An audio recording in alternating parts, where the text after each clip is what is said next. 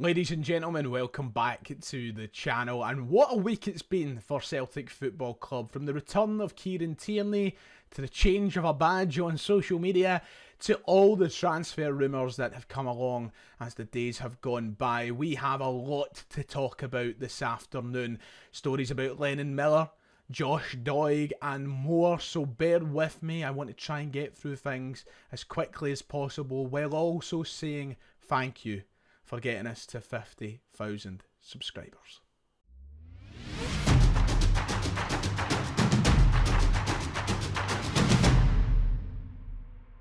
I bet you're all delighted that you don't have to hear me say, let's make us the first Celtic fan-led channel on YouTube to hit 50k anymore.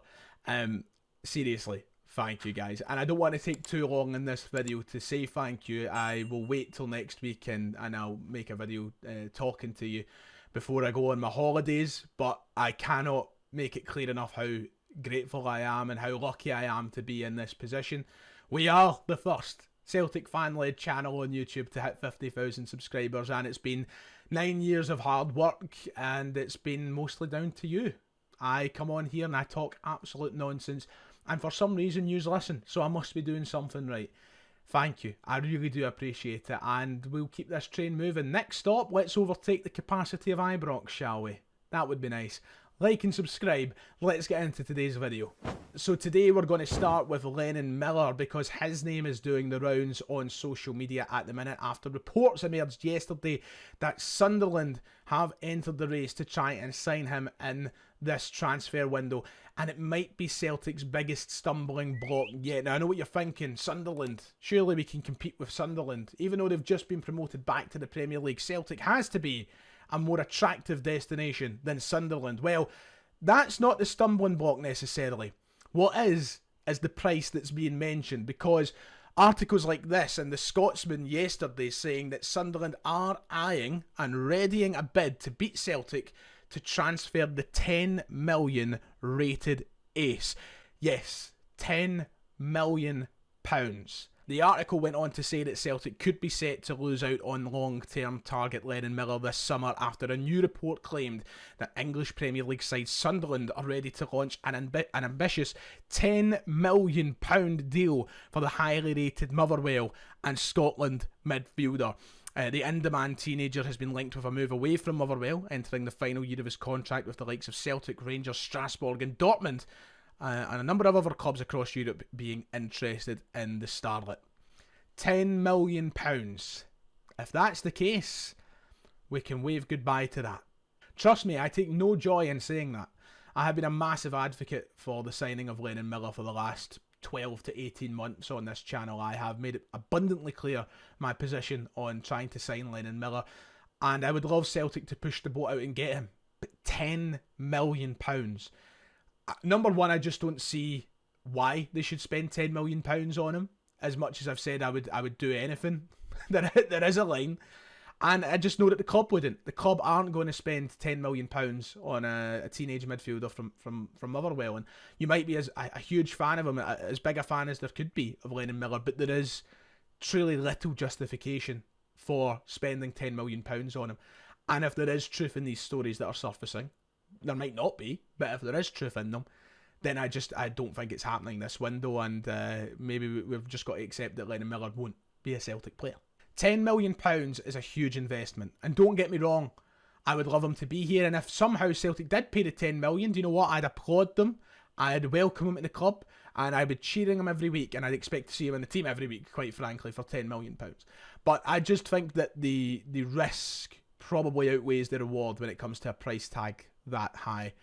You know, best case scenario with Lennon Miller is that you spend £10 million on him, you get him in that first team straight away, and he has a good 2 or 3 years, and then somebody else comes in for him and you need to sell him for 25 to £30 million. Is it worth that risk? Because the downside is that he comes in for £10 million, he doesn't kick on, and you've spent £10 million. And that would be huge. That would be a massive loss. So you really do need to start weighing up the pros and cons when it comes to a price tag as big as that. Arne Engels is the club's record signing for only £1 million more, and we've seen the scrutiny he has been under this past season. So I would have my reservations around that price tag, but there's nothing concrete about it. There is nothing to say that that is actually happening. There's still a long way to go in this Lennon Miller transfer saga, and I feel like we're not going to have an answer about it anytime soon. A lot seems to be changing in these past 24 hours. Unlike most other players we've spoke about in this window, I think that Lennon Miller will be one that will last a while. The whole saga, I think he'll wait a while before signing a contract anywhere. He'll assess all of his options. There's going to have to be a degree of patience with Lennon Miller and his situation. So I know there'll be a lot of questions and a lot of anxiety around whether or not the club signs him or not, but you are going to have to just bear with, because it doesn't look as though this will be over anytime soon.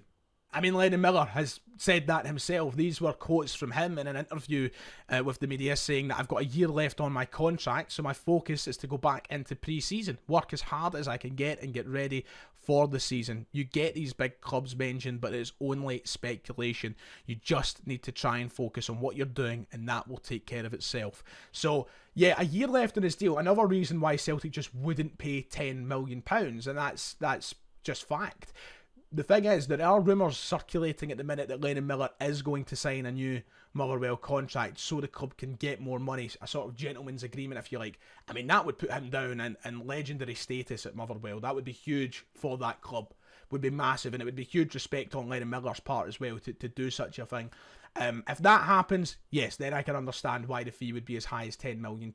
But if he doesn't put pen to paper in a new deal, and it does remain with that 1 year left on it, paying £10 million just feels a bit reckless, and Celtic typically aren't reckless. So yeah, but the window keeps moving and the links keep coming, because every day Celtic are linked with a new player, and right now feels like we're being linked with every winger under the sun at this moment in time, and that continued last night as headlines like this came out saying Swede dreams, Celtic are eyeing new Sweden sensation as Brendan Rodgers plots a cut price transfer. It's a long-term interest, but other foreign clubs are circling. Now, this story came from David Friel late last night, a journalist who has had a few things correct in the past and some reliability when it comes to Celtic. You know, pros and cons with every journalist in this day and age. But yeah, he was reporting that Celtic are eyeing a move for Sweden star Benjamin Nygren.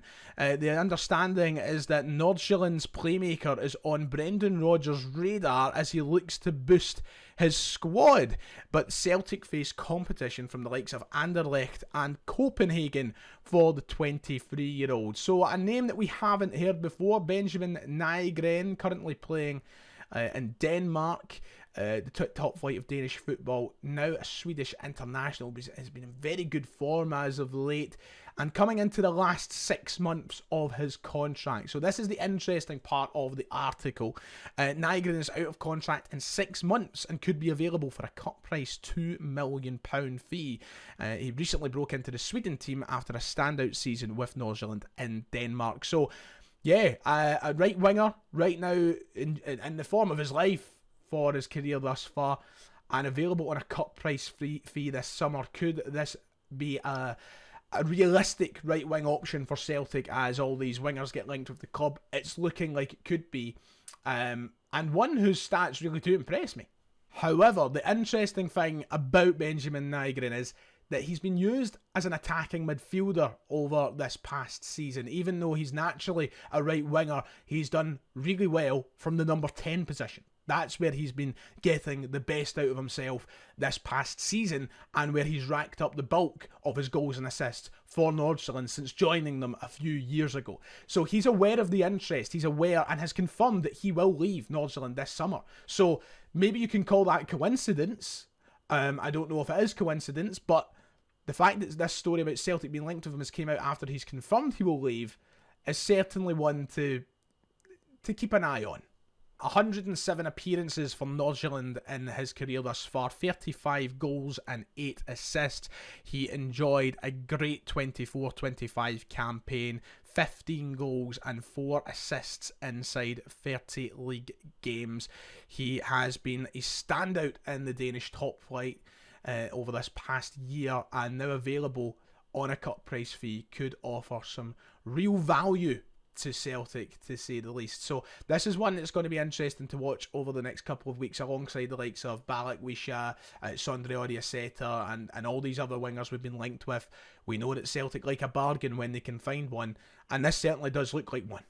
Final story to go over today, we need to talk about the links with Josh Doig, because I know a lot of people have been bringing that up in my comments section this past 24 hours. Celtic have been linked with the Scottish left back in a few articles since yesterday. Here were some of the headlines. Josh Doig rekindles Celtic transfer interest, with an article in the Daily Record saying that apparently reports are suggesting that the Scottish champions are set to revive their Josh Doig interest. I don't think there's a lot in this. I'm not going to lie. I think this is one that's just going to blow over very, very quickly. Josh Doig is somebody whose name has come up with Celtic since 2021. It's an easy article to write. I don't think there's much in it. They knocked back a couple of bids for him already, I believe, and I think he was close to a move to Marseille for around £5 million. So I'm assuming that Sassuolo would want around £5 million for him. Celtic aren't going to pay £5 million for a backup left back. I just don't think that makes much sense. If I'm proven wrong, I'd quite happily be proven wrong. I don't think he'd be a bad option to have. Even though I don't think he's been that great in Italy. I've said that a couple of times. Yeah, I just don't think there's much in this. And that's the reason I've left it to the end of this video, to gloss over very, very quickly, because I just don't think it'll amount to much. So we only have very little to work with on this story right now. And until there's more, that's all I can say about it. So I need something that's really going to change my mind on it. And go, oh yeah, or I need to hear something. But I've heard nothing that would suggest that Josh Doig will be a Celtic player this summer.